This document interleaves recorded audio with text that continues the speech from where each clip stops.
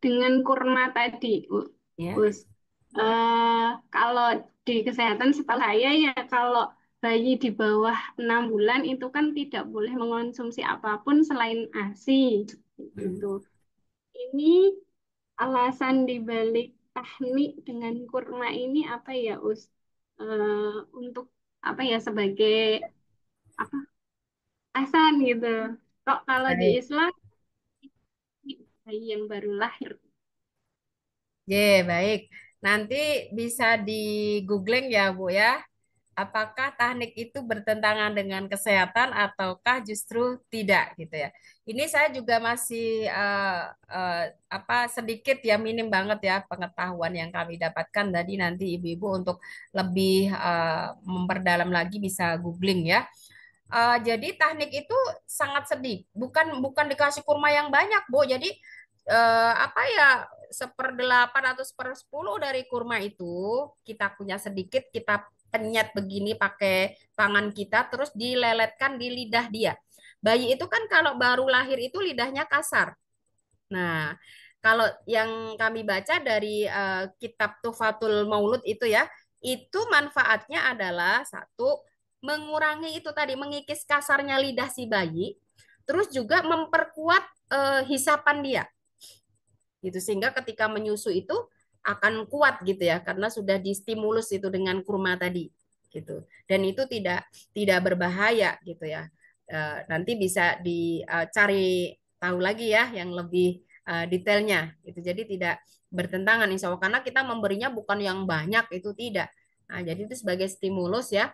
Itu kan makanya kan kadang-kadang ibu-ibu kalau baru pertama nyusu kan sakit gitu ya. Itu karena lidahnya masih kasar anak-anak kan. Nah, itu teknik itu manfaatnya di situ.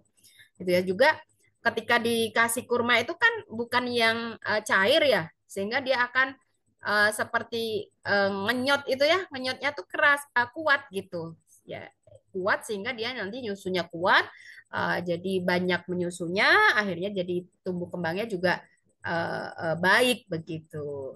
Ya itu ya, itu sepengetahuan saya demikian begitu ya.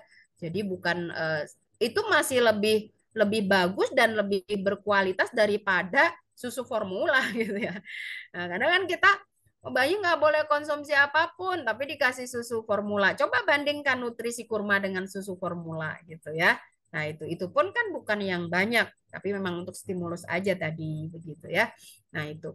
Kalau toh misalnya dikasih pun antara apa namanya eh, nutrisi dari kurma dengan dari susu formula, saya yakin masih susu masih tidak terkalahkan kurmanya ya. Kenapa itulah kita tahu di kisah Maryam saat melahirkan itu cukup mengkonsumsi kurma kan wahuzi ilaiki bijid'in nakhlati tusakit alaiki rutoban janiya.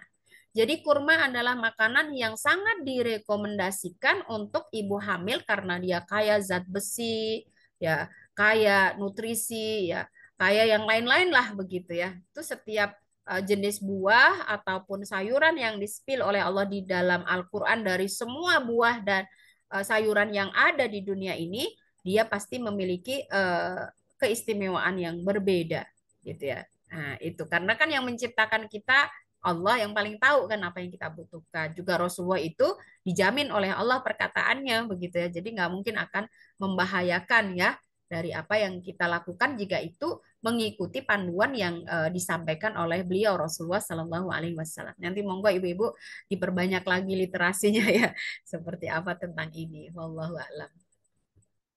Ya.